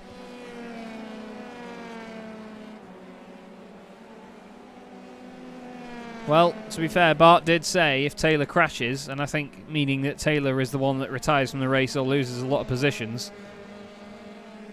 then it's going to make the Academy Championship very exciting. But someone who doesn't need to make a championship more exciting because he's going to claim it all for himself is Adrian Falcon. I love asking for clap emojis in chat, and I want a bucket load of them as Adrian Falcon wins the ninth round of the championship, and with it, the Simracers World Formula 3 Championship. Well done, Adrian Falcon. Arthur Frye, great second place. Matthew Crisp in third, great drive for him. Zemstra and Walstra together in fourth and fifth. James Forsyth finishes sixth. Your consistency class winner is Ben White. Brilliant stuff from Ben. Josh Klug finishes second. He is the championship leader in that class. Then it's Hans Polmans, Ben Hoffman, apologies Ben, and Mathieu Sufi, followed by Tanguy van der Weeg in 12th after a great comeback drive. John Tusting gains 10 places to finish 13th. Hoffman and Sufi got 11 each, by the way. Then it's Sebastian Heberer, Bod Boland, Matt Forrest, Ross Nicholson, and Taylor Lane has got one hand on that trophy in the Academy class, but I know he will not be happy with the contact that happened there. And he won't be the only one. It's a real shame. Chris Roberts is going to cross the line 21st, slowing down a considerable amount at the line there. Brian Loynes is going to finish 22nd, but it's Adrian Falcon who will be... Some of the guys go through the pits at full poke. Adrian Falcon is going to be your champion, everybody. His pedal plate fell off. Oh my god, I can't believe it. Oh, as Matthew Crisp ended up putting it at the end of the pit wall. Oh, they tried to get through the pits at full pace. Entertaining all the same. And Hans Polman's sim crashed. That's a real shame. But there we go then. The results are in, and, well, what else can you say? Adrian Falcon, amazing stuff. Wins the race, wins the championship. Arthur Frye finishes in second with three fiercely forward cars behind. Matthew Crisp, Kevin Zemstra and Tom Walstra. James Forsyth finishes sixth ahead of Ben White and Josh Klug, with Hans Polmans and Ben Hoffman rounding out your top 10. We then have Mathieu Sufi, Tanguy van der Weeg in 12th, John Tusting in 13th place, followed by Sebastian Heberer and Bod Boland. Then it's Matt Forrest, Ross Nicholson and Taylor Lane, ahead of Holger Meifert, Chris Roberts and Tim Rutten, with Brian Loynes just over 2 minutes down. Victor Belair-Centella is 1 lap down after the contact, and Louis Correa, unfortunately, 8 laps down at the end. But your champion is Adrian Falcon, and deservedly so. He and Victor Centella as his teammate, celebrating the new Exodus Racing. Well, new in this championship anyway, with some donuts. And you can't really say much more than, I mean, the consistency class is the middle class in this championship, but Adrian Falcon has proven what consistency can get you, hasn't he? There he is then. Amazing stuff. Absolutely amazing stuff.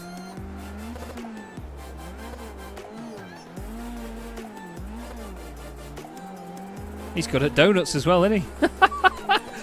Don't get dizzy, everyone. Well, amazing drive, amazing season. His teammate, I think, has just ripped the rear wing off his car. No, it's still just hanging on for dear life.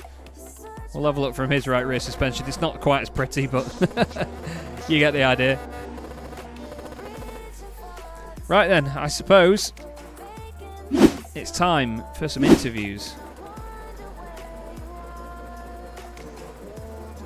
And I'm very pleased, actually, that one of the drivers that joins me is Matthew Crisp. Now, Matthew, that was not the most straightforward of races for you, but it looked like a lot of fun out there tonight at Silverstone.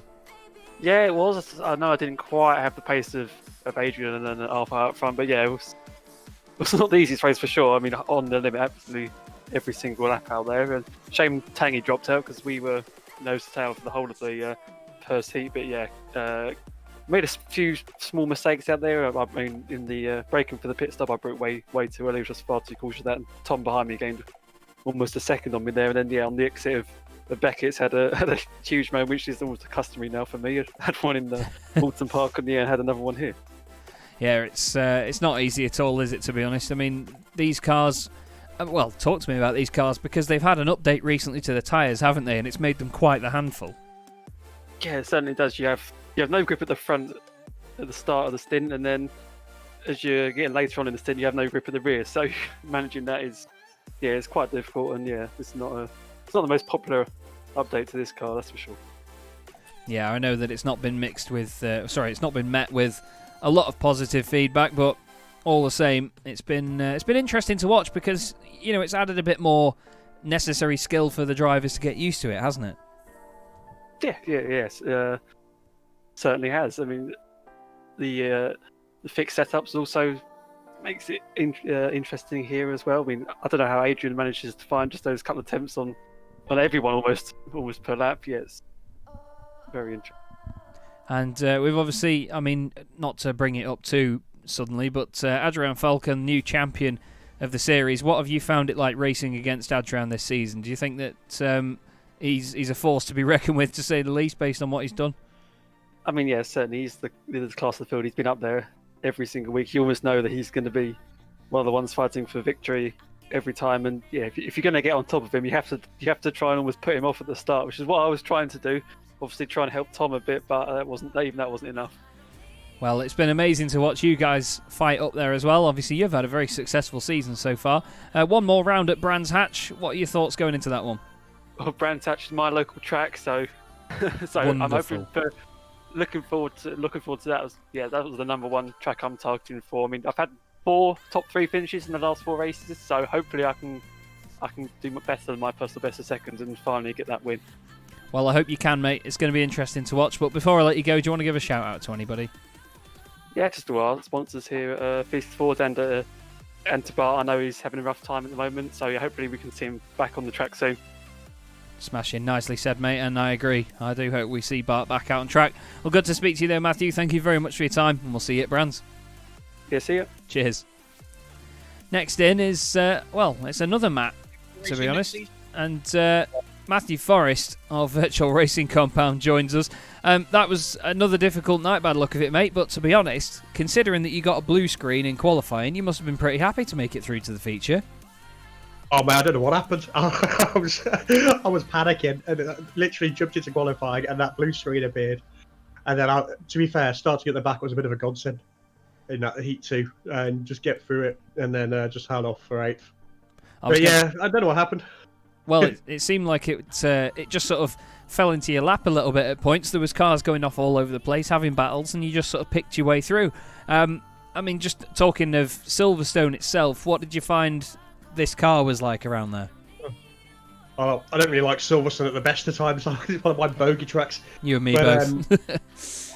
I find, to be fair, most of the corners, the car handle's all right. It's just, I can't even remember the name of some of the corners now. There's certain corners you just seem to slide, and it's the back end just wants to come out on you, and you just got to be so careful getting back on the throttle. Yeah, that's the thing. I mean, the after the tyre update, these cars have been lively to say the least, haven't they? Oh yeah, it takes. I was going around in an LMP2 yesterday. It takes 2 or 3 laps to get the tyres up to temperature. Yeah. So you just got to be careful for the first couple of laps. And then you can push a bit harder after that, but it is. But they fall off pretty quickly as well. I find as well. Going especially this distance, they were starting to go about lap 13. Just started to feel a bit of sliding underneath. Yeah.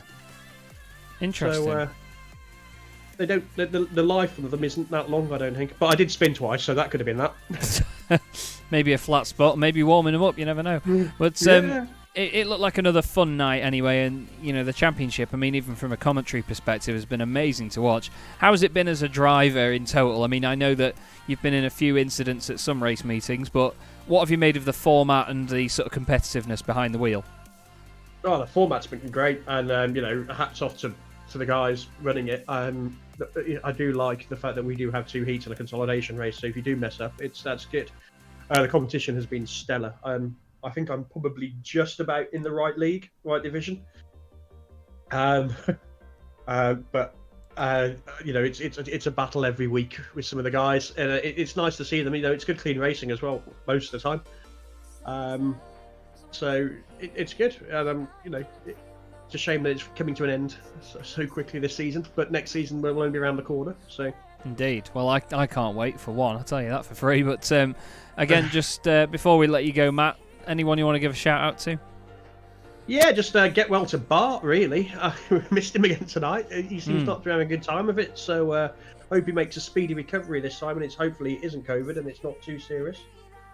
Yeah, well, fingers crossed he's okay, and well done on your results this evening, and we'll see you at the final at Brands. Yeah, cheers, mate. Cheers. And one final interview to round out the evening. Unfortunately, we don't get to speak to our champion, but we get to speak to somebody just as good in everybody else's opinion. Hans Polmans joins me in the booth. Hansy, mate, what did you make of tonight? Hey. That was lively. The first lap of the feature race was actually scary. Going into the S's 3 wides, I was like, hell no. Yeah, the tires in the feature race were so understeery. It kept on going for the entire race. I was overall second slower. Wow. So we had to take care a bit, not overdriving it. It was interesting. Well, we've just been seeing in slow motion your battle with the likes of Josh Clogg. I think it was Taylor Lane in there as well. Matt Forrest, I think the other one was Matthew Sufi as well.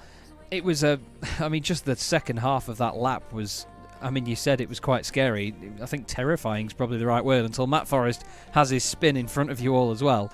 But, the Flemish cars and the absolute herd of fiercely forward cars have been sort of stuck together this season. Have you enjoyed racing those guys? Yeah, I did. It was quite fun. Well, it seems like it's quite nice and clean as well between pretty much everybody on track, isn't it? I mean, have you found the standard to be good this season?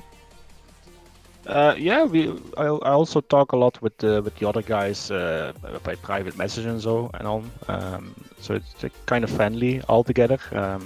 It's a good race. Well, it certainly looks like a fun series to be in. We've got one more race meeting coming up in 2 weeks at Brands Hatch. How are you feeling about going there? Well, I do like Brands Hatch, but with the F3 cars, it's tricky.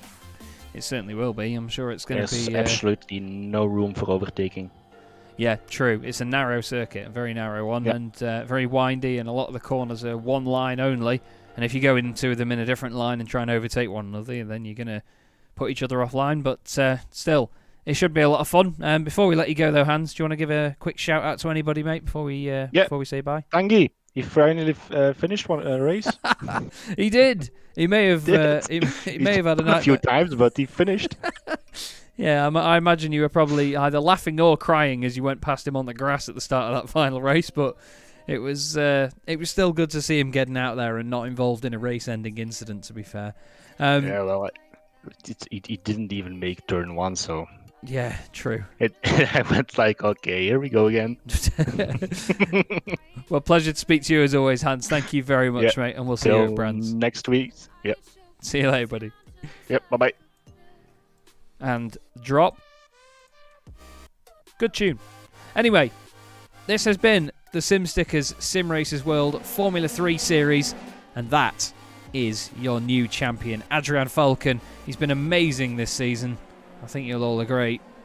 And he's wrapped it up with one race meeting to go. And speaking of said race meeting, it'll be in 2 weeks' time at Brands Hatch, one of the greatest circuits in the world. So make sure you do not miss it here in the SimStickers Simracersworld Formula 3 series. My name is Chaz Draycott. This has been Simracersworld TV. Thank you very much for watching, and we'll see you in 2 weeks' time. Don't let me sleep, never say you're sorry. Oh, maybe I'll leave, baby, but you know I never will. No, so I choke you down just like a